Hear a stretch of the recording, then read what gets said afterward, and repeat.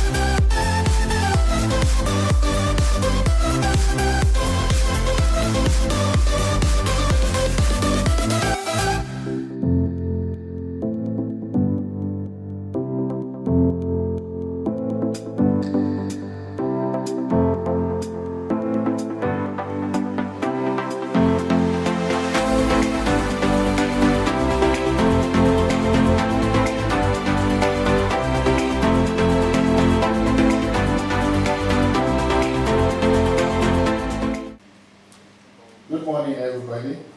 You are all welcome to the inaugural summit, Lagos 2019 Digital Transformation, organized by the Institute for Enterprise Management and Analytics. So it's good to see all of you, and I want to personally welcome you all. My name is Raymond Smith. I am the Director General of the Institute for Enterprise Management and Analytics. So we are going to be together for the next few hours today, and I'm excited that you are here. All right, so I'm going to tell you a little bit about the Institute for Enterprise Management and Analytics before we dive into the Digital Transformation Summit. Okay? So the Institute for Enterprise Management and Analytics is the Institute is created about 5 years ago. Okay? And it is an institute that provides and certifies individuals who have gone through the competency assessments and acquired the skill to become certified professionals in enterprise management and analytics. So, and we are approved and guaranteed under the Nigerian Constitution, and that is what they typically call KAMA, sections 1 through 9. So we've been around, like I said, for 5 years, and we have members.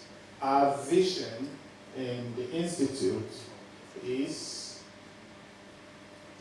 to be the only framework that companies or organizations use for strategy delivery.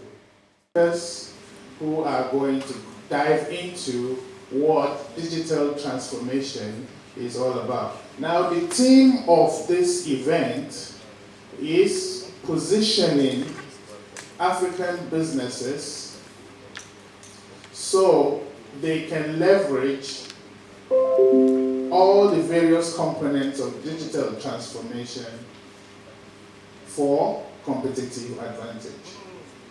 All right, so in Africa, at the moment, we are going through a series of different catch-up on digital transformation. The world is moving, businesses are moving, okay? So, but in Africa, we are making a catch-up. If you are not where technology is today, then you'll be transformed. So going forward now, I will call on our chairman, who is unavoidably absent. He's based in the United Kingdom. All right. So it's heavily represented by Mr. Chris Odume. Please, let's welcome Mr. Chris Odume on the stage, please. Let's give him a round of applause. Thank you, Dr. Smith. Good morning, everyone.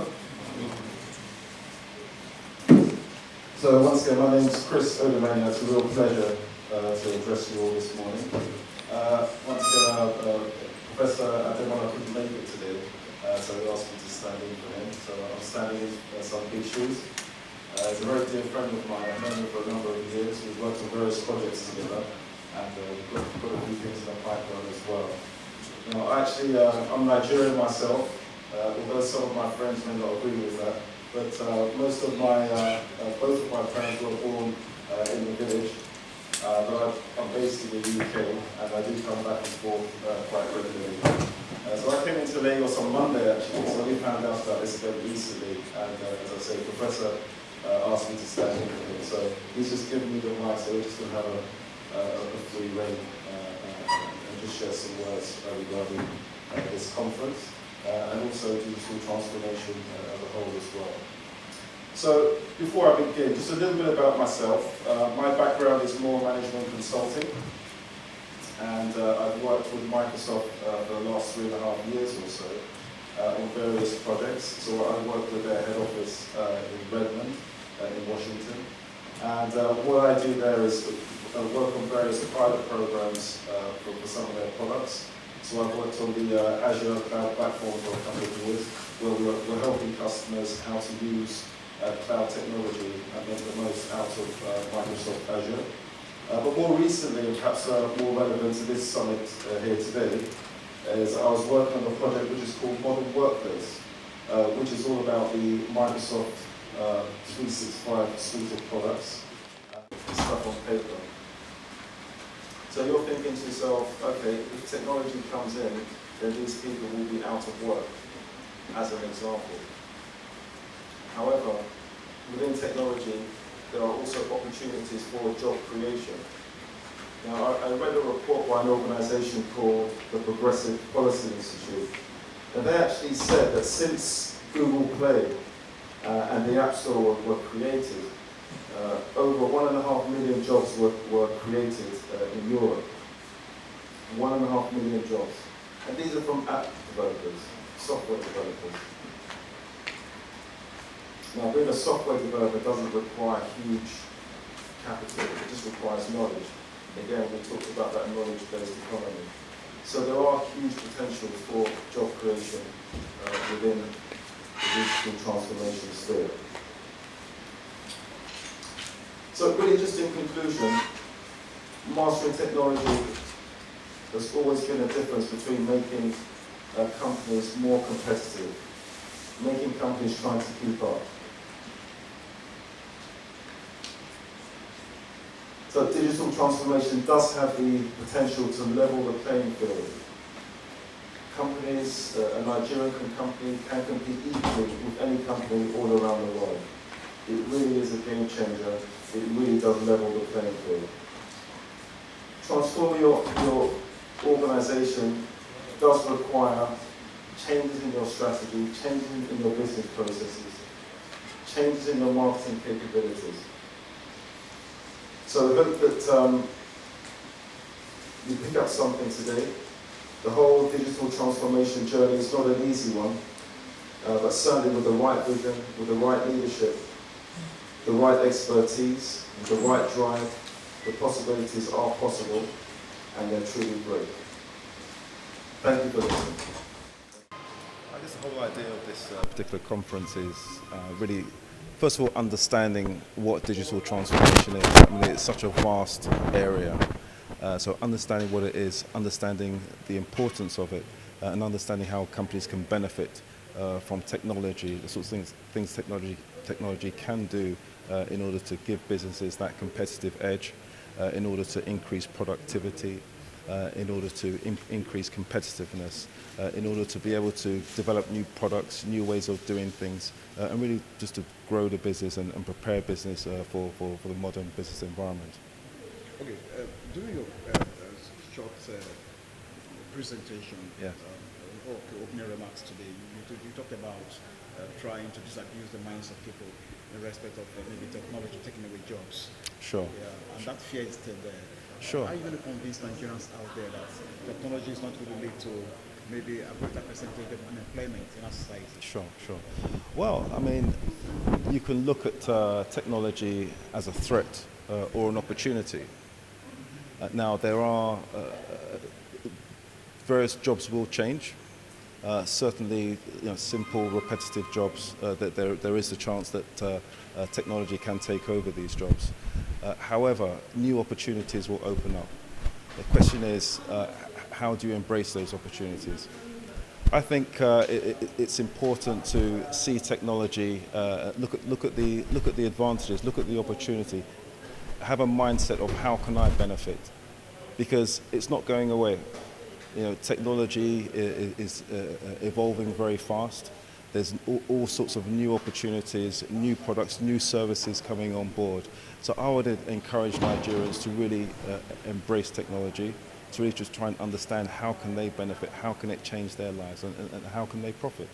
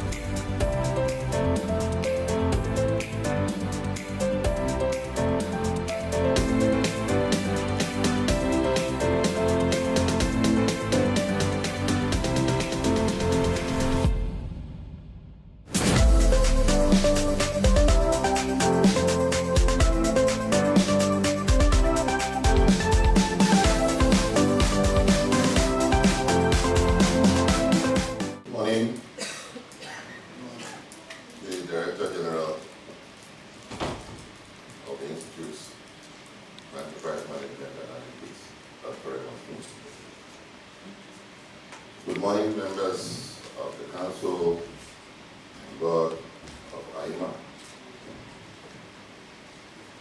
Good morning, participants at this summit. Good morning, members of the press.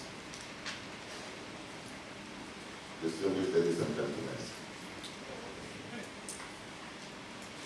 Permit me to stand on a written protocol if anyone was established before I came.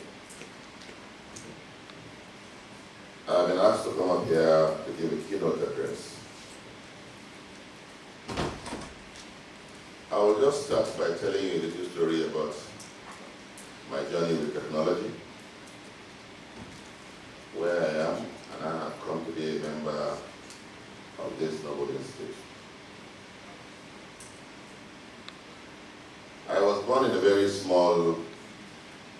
community in Jos, Nigeria.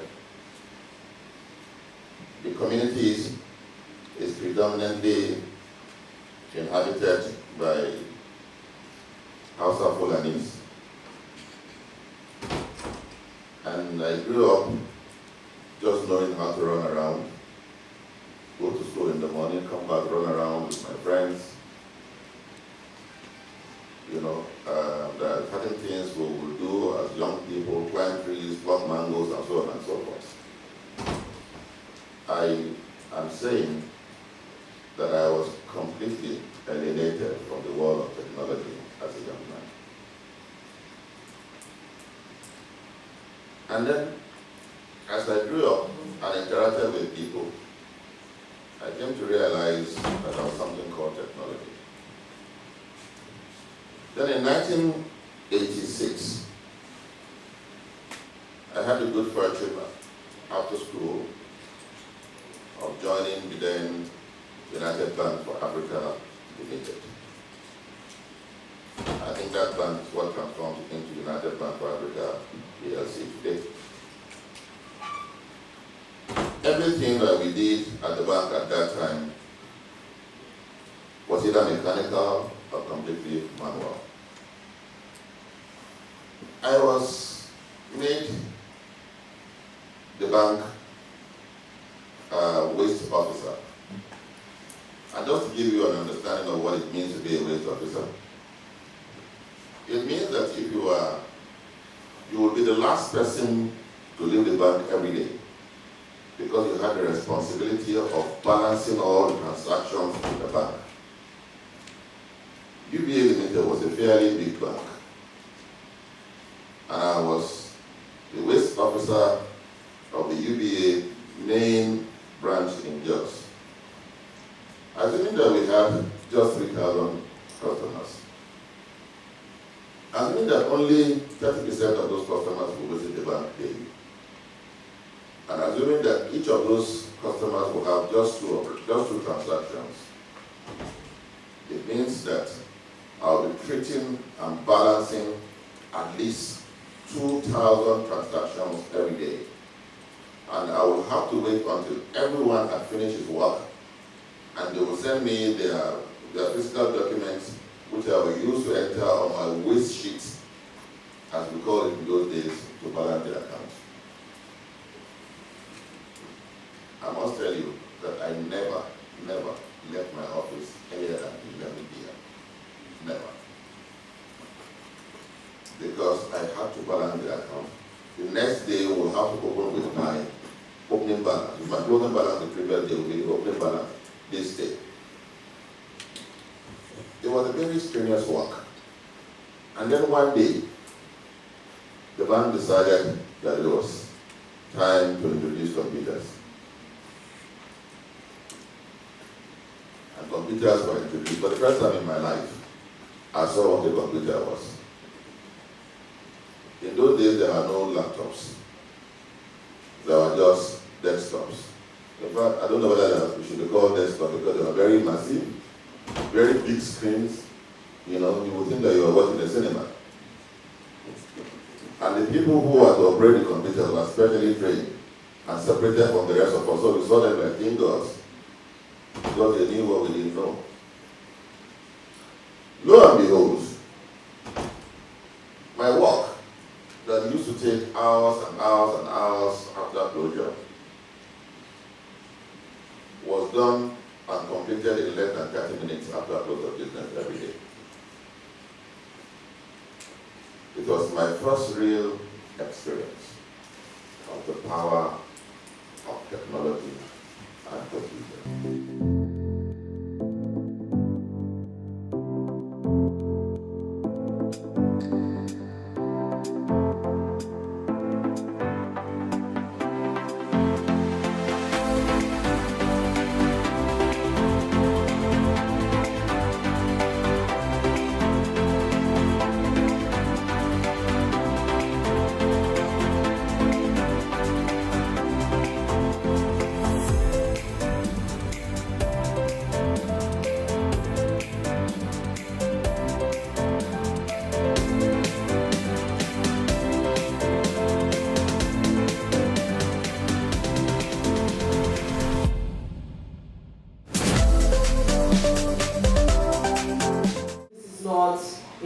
Nigerian problem. It's actually a fairly pervasive problem across the world.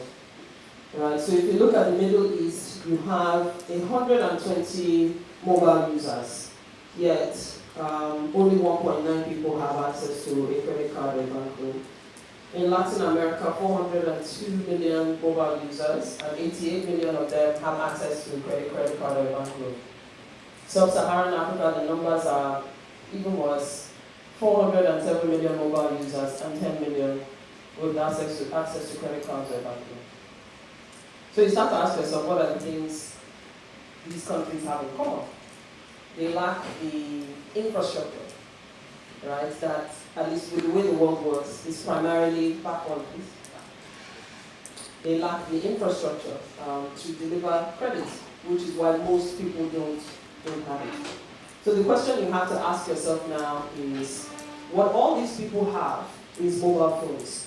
So we have to ask ourselves whether we try to develop this infrastructure in the conventional physical manner with brick and mortar, or we develop it digitally.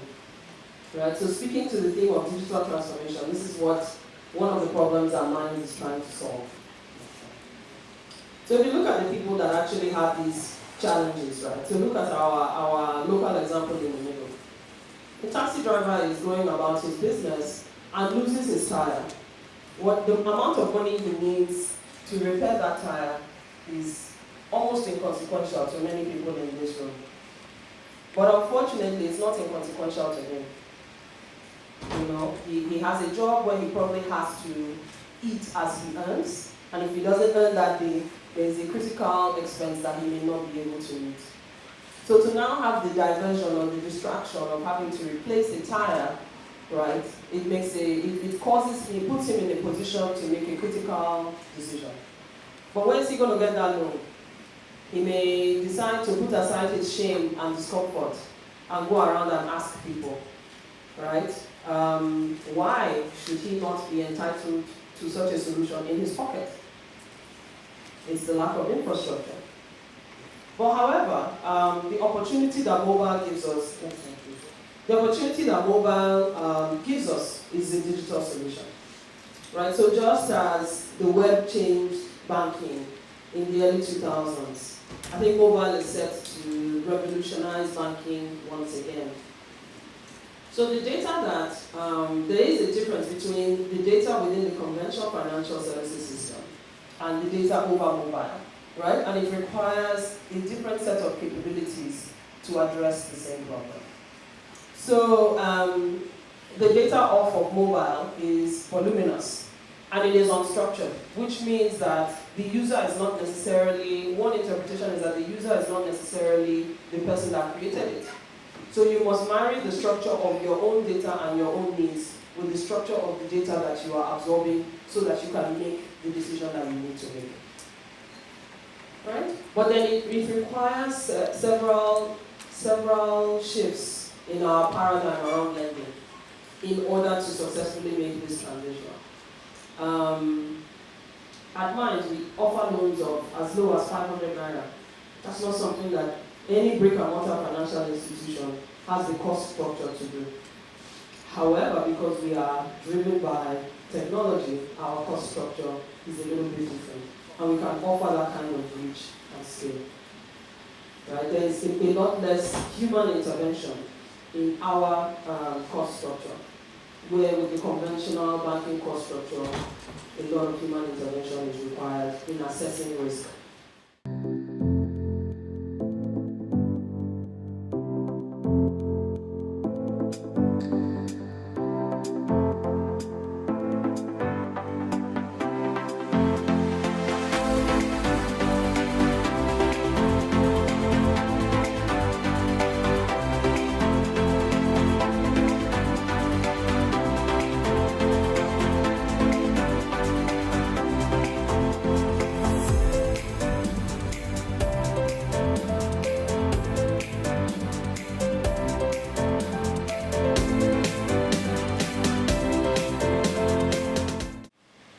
I'll just take us through, I'll try to make it very interactive.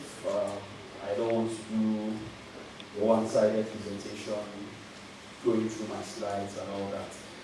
When the first keynote speaker talked, he took our minds back to how the banking sector, was years ago. He's grey-headed, so I'm sure when he was doing those things, I was still in primary school or something.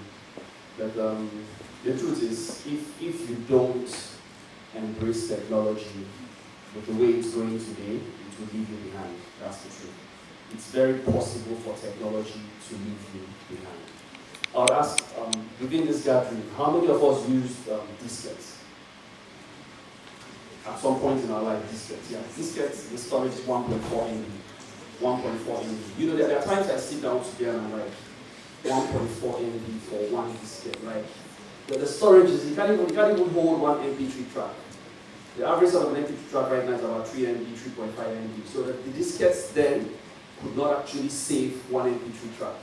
And then you go for night browsings, trying to do your pen papers and all that, and you have like piles of diskettes, you slot this one in.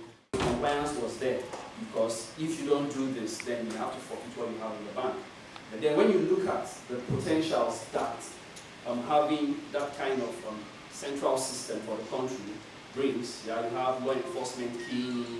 When you go to the bank to transact, you don't actually need to have them do your BVN again because you have done it. Right now, we're having these things existing, different sizes.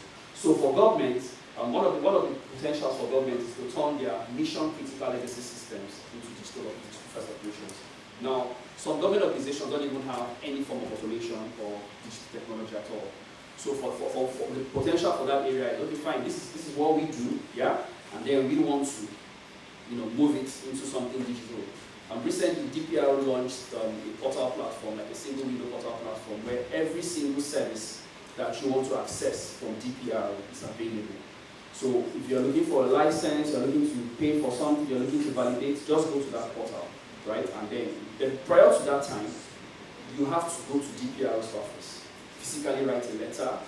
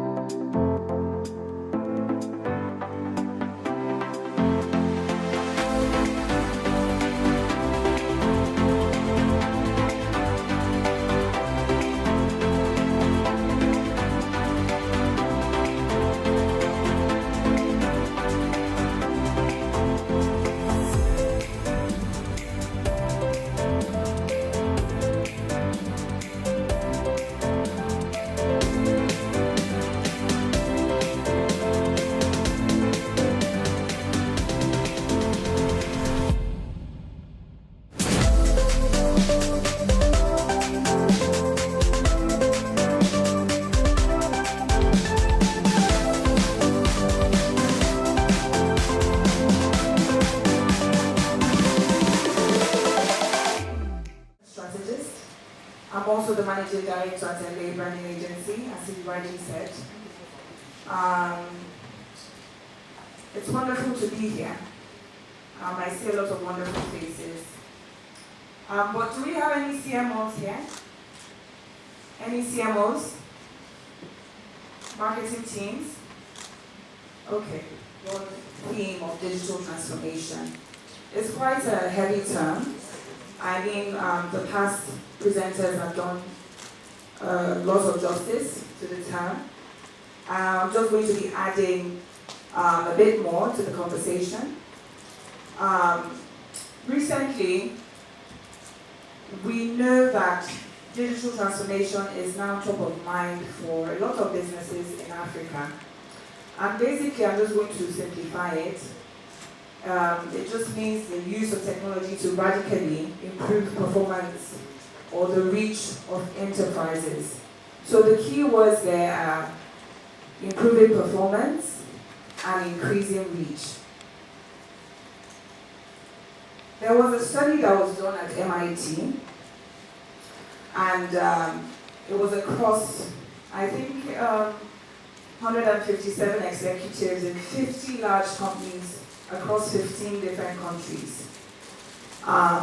These executives were CEOs, CMOs, head of technology teams, and there was a sort of overriding factor or underlying theme, underlying theme and name.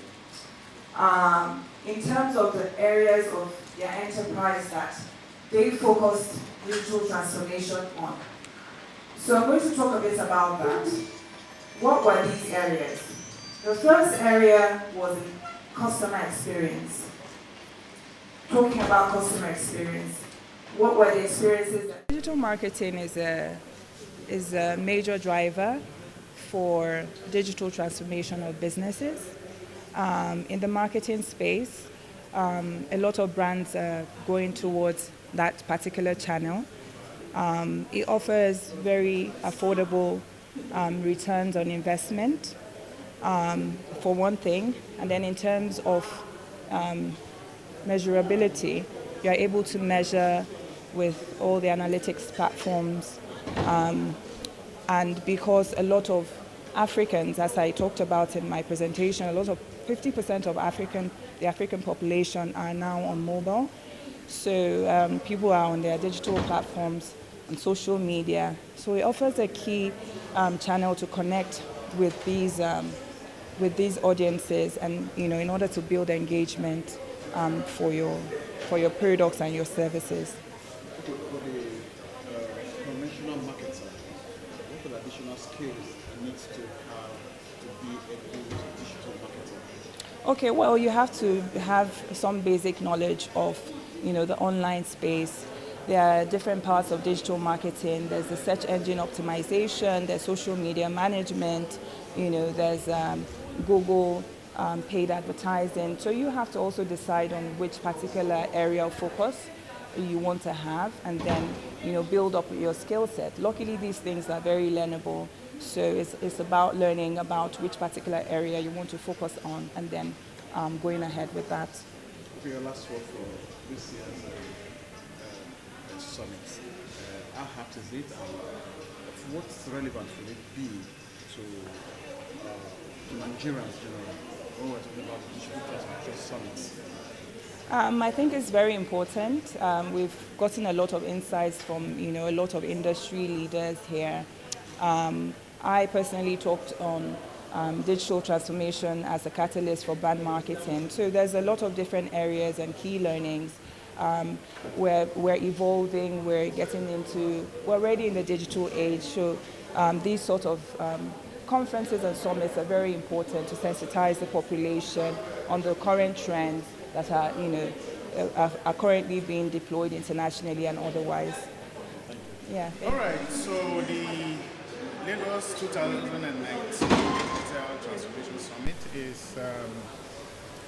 is a summit that brings together all businesses in Africa, and particularly is holding in Nigeria this time around. And we are all here gathered together at the instance of the Institute for Enterprise Management and Analytics.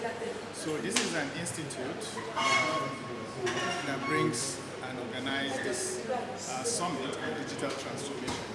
So this is for organizations and companies all in Africa, so that they can leverage the various components of digital transformation and incorporate that in their businesses going forward.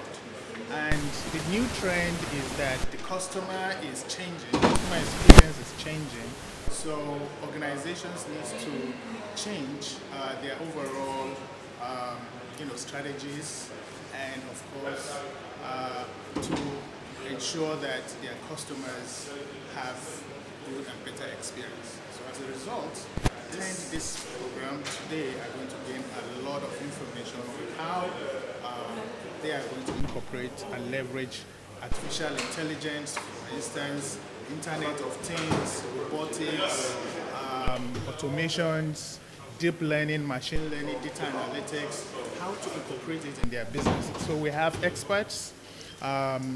We have experts who are based in Nigeria and some from abroad who are here today to teach, to disseminate information and knowledge on what companies and organizations need to do on how to leverage and incorporate digital transformation in their businesses. Okay, so now Africa, for instance, is getting a lot of, we're doing a lot of catch-up. The Western world are getting advanced in digital transformation. So as a result, we are going to deploy and incorporate digital technologies in all of our heavily fragmented. We've been thinking of digitizing process in healthcare. So a couple of us started first with EMRs, trying to implement the electronic medical record system. I stand to be corrected though, but I still can hardly find any center where you have full-blown digitization from patient walking to exit. It's still hazy. So I want to find out how well are we doing this thing? What are the three core things you put into consideration before when you start thinking of process automation? So I need that to help me to be able to talk to the IT folks, the programmers, because it seems to be this, it's as if they're not speaking. So what do I have, what should I be saying to them? What do you think I should be saying to them that you think I'm not saying rightly? So one of the things I should really consider in business process automation. Thank you. Maybe close to 10 years ago, Lagos State implemented eHealth, and by stroke of law, I was brought in to come and it wasn't moving as much as they like. So we had to come and evaluate what's going on. And one thing I discovered that we as Nigerians we get excited when we see new things. So we rush to deploy solutions without actually sitting down with our clients or the users to analyze what they were doing before and to provide a solution to what needed to be done. So we had to go back to the drawing board, sit down with the doctor, the dentist, the pharmacist, and everything. Because all these solutions, you have it on eHealth platform. So one of the best eHealth that I've seen deployed in Nigeria was deployed by a company called Aspire that they deployed to Reddington and St. Nicholas. So most important thing in your process design is to really understand your customer current situation as it is, what they ought to be, and where it has to go. So when you get that right, I think the sky is the limit. Can I also chime in here? So, is this an adoption problem or a product problem? Okay, so I think it looks more of adoption. Okay. And in addition to what Honorable said, I think also you need to pay attention to change management. So I think that we come from a perspective that because it's technology and it's new and it's modern and it's flashy, everybody should just roll over and buy into it. No, it doesn't work like that. People are used to doing things in a certain way. You have to ask them why, you have to motivate them. Why should they change their work practices? What's the incentive? What's the motivation for them to do it? And I think because we are conversant with technology, we assume everybody else should be. There's individuals, there's fears. And so you find out that you have to address those issues first, rather than bringing your technology, thinking that your technology is a magic bullet to fix everything. Okay? More on the side of environment. You know, she mentioned adoption, and I want to add adaptation, because most times you just realize that in the process of building or designing the systems that been designed may not be very, may not fully be aligned with our operating environment and what works in our environment. So here we need good business analysts to understand the peculiar problems. So in creating the solution will be aligned to the key concerns of operating medical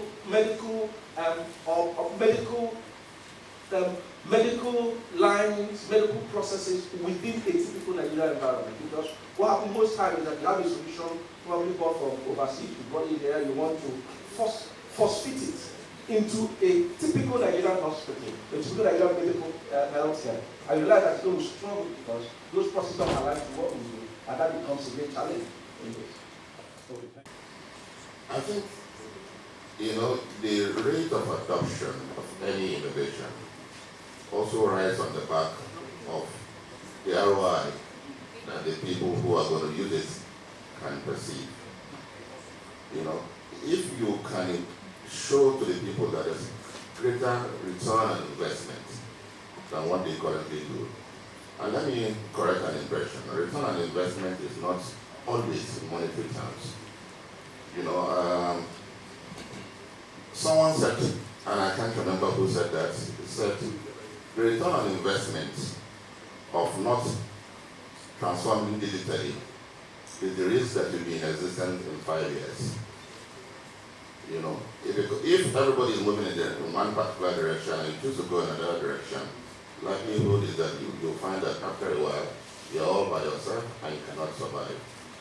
You know, so perhaps one of the things you need to do to get people to adopt this innovation is also show them as Prof said, the benefit both in monetary terms and also in non-quantitative terms. Thank you. It's on the issue of being an entrepreneur in the nearest future that we're looking at that in Nigeria we should exploit. In which way could digital transformation be of help, making people or giving advantage to the upcoming and everybody partially in Nigeria to take advantage and be more productive or to be entrepreneurship? Thank you. Really photocopy it in its entirety, but you have to try to read the same book. So I'll give you the example of what we do at Minds. So we don't have a field force for collections. We have a process and we have supporting regulation that helps us drive collections. So at the moment when we issue a loan, one of the terms and conditions told to the user is that we have access to their data, right? And they are giving us, by taking the loan, they are giving us permission to access their data. Part of the data that we have is some of their information of who's in their calling network. So what we do if they default on the loan, after we've warned them several times, because we usually get, if you default on a loan, by that point you've gotten at least 12 text messages. Within one or two of those text messages, we let you know if you default. We will be reaching out to the contacts that you gave us access to get their help in reaching you. So when you default on a quick money loan, we reach out to your top 5 contacts, who then essentially become the physical, who essentially take the steps that we need to reach you on our behalf. Because typically these top 5 contacts are, you know, your husband, your wife, your boss, your pastor, your parents, your siblings, right? Or someone you do business with, who will usually pick up the phone when they get a text message saying, we are trying to track down so and so, and you happen to mention that, you mentioned that you are a bank in that conversation, because usually one of our lending banks is listed in that conversation. So for now, that method has kept us in business, because honestly, you're not a sustainable lending business if you can disburse, if you can actually collect. Right, so our collections are at a point where we remain alive, and I have time to come and sit on panels like this, right? In terms of security, our founder's background is in cloud computing. It was one of the initial architects of AWS and A9 at Amazon. So those are people that know about security. So honestly, I don't tend to answer questions about security, but let's just say that we have a lot of protocols that keep our security robust. On top of that, we are in the business of trust. Because of the entities we work with, a data breach could be the end of our business, because we are sitting on very, very sensitive data. So all those precautions have been taken and put in place, and so far, in the years since we launched the business, we've not had the data breach. Even the partners within the network cannot see each other's information. So this was a very foundational concept at the time the technology was. I think it's Mr. Paul Palo. Paul is not here. He's gone. Okay. Anyway, we inspired 2 things. I share his affinity with Nigeria. Nigeria has been very kind to me. I grew up here, was born here, I'm local. But I go out and come back. In any case, since I have such a lovely and esteemed panel in front of me, I want to ask you if digital transformation is the new ICT, and if there is anything you guys can do to put it academically in schools, and whether you can put it through the government to subsidize hubs, work with companies, do certification, because you're all specialists in your field. That would make my life and everybody's life here a lot easier in asking who can we go to when we need something and in a certain area, because digital transformation is too big for one topic. That's just my opinion, and that's what I want to throw at you. Anybody? Yeah, the Honorable has said something about capabilities, and which is one area that really is needed for us to be able to tap into the gains of what we are discussing this afternoon. So my question is this: I know that it takes so much in terms of cost if one wants to go get this skill. You know, it involves so much.